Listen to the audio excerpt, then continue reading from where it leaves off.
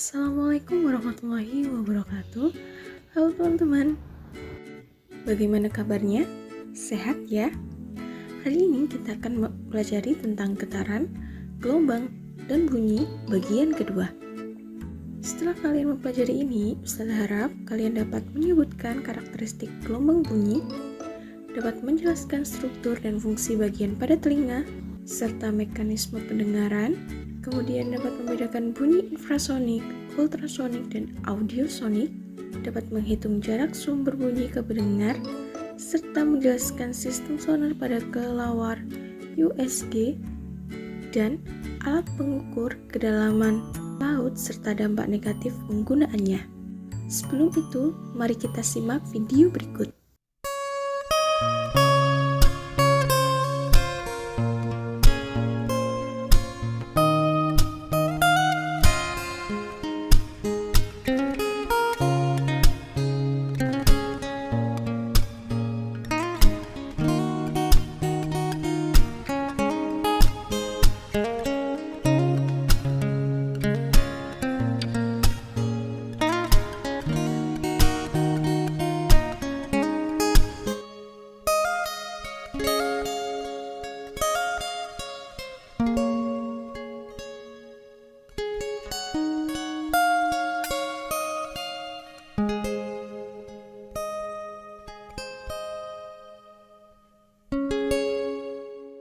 Wah, alunan musiknya terdengar sangat indah. Kamu, mengapa ketika kita dipetik, kita bisa mendengar suaranya dengan keras?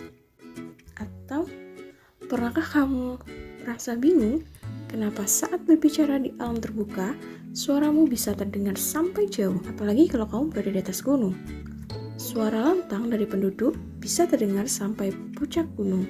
Ternyata, hal ini bisa terjadi karena adanya karakteristik dari gelombang bunyi. Bunyi merupakan segala sesuatu yang dapat didengar. Bunyi sendiri merupakan gelombang longitudinal. Syarat terdengarnya bunyi, yang pertama, harus ada sumber bunyi atau benda yang bergetar. Contohnya adalah ketika gitar yang dipetik atau ketika orang berbicara. Yang kedua, harus ada medium. Bunyi dapat merambat melalui zat padat, zat cair, dan zat gas. Yang ketiga, harus ada penerima bunyi yang berada di dekat atau di dalam jangkauan sumber bunyi. Nah, bunyi memiliki beberapa karakteristik. Yang pertama, tinggi rendahnya bunyi ditentukan oleh frekuensi. Yang kedua, kuat lemahnya bunyi ditentukan oleh amplitudo.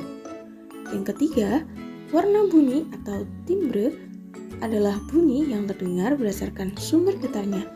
Contohnya adalah dengan frekuensi yang sama, tetapi alat musik piano pasti akan memiliki suara yang berbeda dengan alat musik keyboard. Yang keempat, ada nada, desah, dan dentum. Nada adalah bunyi yang memiliki frekuensi yang beraturan. Contohnya adalah suara gitar. Kemudian, desah adalah bunyi yang memiliki frekuensi yang tidak beraturan. Contohnya adalah suara yang kita dengar ketika kita berada di pasar. Kemudian, ada dentum. Dentum ini adalah desah yang sangat keras. Contohnya adalah ya, betul sekali. Ini adalah suara bom. Yang kelima, bunyi dapat memantul. Berikut adalah macam-macam bunyi pantul. Yang pertama, bunyi pantul yang memperkuat bunyi asli. Maksudnya gimana sih? Jadi, jika jarak sumber bunyi dan dinding pantul berdekatan, maka selang waktu antara bunyi asli dan bunyi pantul sangat kecil, sehingga bunyi asli terdengar lebih keras. Contohnya adalah bunyi gemericik air di dalam kamar mandi yang terdengar lebih keras. Yang kedua adalah gaung. Gaung ini adalah bunyi pantul yang sebagian terdengar bersama-sama dengan bunyi asli, sehingga bunyi asli terdengar tidak jelas. Perhatikan polanya. Yang ketiga adalah gema. Gema adalah bunyi pantul yang terdengar jelas setelah bunyi asli. Perhatikan polanya. Karakteristik bunyi yang keenam adalah resonansi. Resonansi merupakan peristiwa ikut bergetarnya suatu benda karena getaran benda lain yang memiliki frekuensi yang sama. Contohnya adalah suara dawa gitar yang terdengar keras karena ruang udara di dalam gitar. Berikut adalah struktur telinga pada manusia. Struktur telinga pada manusia terbagi menjadi 3 bagian. Yang pertama, telinga luar. Telinga luar terdapat daun telinga yang berfungsi menangkap getaran. Kemudian ada liang telinga di mana terdapat rambut halus untuk menghalangi debu dan air yang masuk ke dalam telinga, serta terdapat kelenjar minyak dan kelenjar keringat.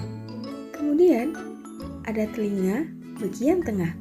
Di telinga bagian tengah terdapat gendang telinga atau membran timpani yang merupakan selaput tipis berfungsi menerima getaran bunyi dari daun telinga ke tulang-tulang telinga.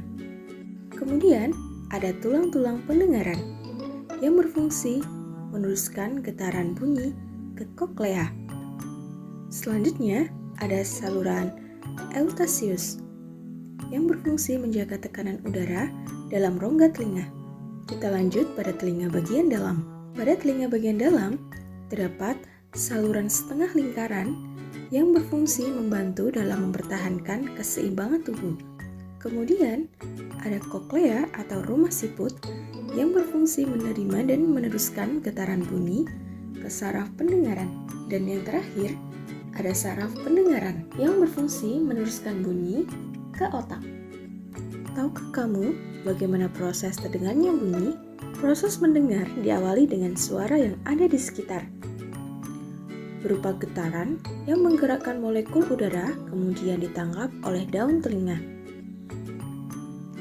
Getaran tersebut diteruskan ke saluran telinga sehingga memberi tekanan atau pukulan pada gendang telinga. Ketika gendang telinga bergetar, maka getarannya akan diteruskan ke tulang pendengaran. Kemudian, tulang pendengaran akan memperkuat getaran ini dan mengirimkan ke telinga bagian dalam.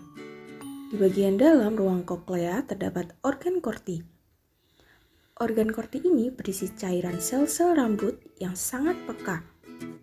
Sel-sel rambut ini akan bergerak ketika ada getaran di dalam koklea, sehingga menstimulasi getaran yang nantinya akan diteruskan oleh saraf pendengaran ke otak. Berdasarkan frekuensinya, bunyi dibedakan sebagai berikut. Yang pertama, bunyi infrasonik yang memiliki frekuensi kurang dari 20 Hz. Bunyi ini dapat didengar oleh jangkrik, anjing, maupun gajah. Yang kedua, bunyi audiosonik yang memiliki frekuensi 20 Hz sampai 20.000 Hz. Bunyi inilah yang dapat didengar oleh telinga manusia. Yang ketiga, bunyi ultrasonik yang memiliki frekuensi lebih dari 20 Hz. Bunyi ini dapat didengar oleh hewan seperti kelelawar, paus, dan lumba-lumba. Materi selanjutnya adalah cepat rambat bunyi. Cepat rambat bunyi dapat dicari menggunakan persamaan V kecil sama dengan S kecil dibagi T kecil, atau V kecil sama dengan lambda dibagi dengan T besar, atau V kecil sama dengan lambda dikali dengan F kecil, di mana V kecil itu adalah cepat rambat bunyi satuannya meter per sekon, S kecil itu adalah jarak yang ditempuh satuannya meter, T kecil adalah waktu tempuh satuannya sekon, lambda adalah panjang gelombang satuannya meter, T besar adalah periode satuannya adalah sekon, F dan F adalah frekuensi satuannya Hertz. Perlu kalian tahu, cepat rambat bunyi dipengaruhi oleh jenis medium. Semakin padat mediumnya, maka rambatannya semakin cepat. Selain itu, cepat rambat bunyi juga dipengaruhi oleh suhu udara. Semakin rendah suhu udara, maka semakin besar kecepatan bunyinya.